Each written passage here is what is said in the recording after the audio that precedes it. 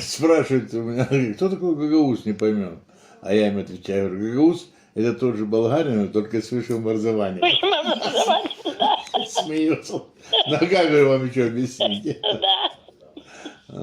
Ой, ну что же. Ну, Они считают, говорили всегда, говорили на нас турки, гагаузы. Да. Почему? Потому что гагаузы.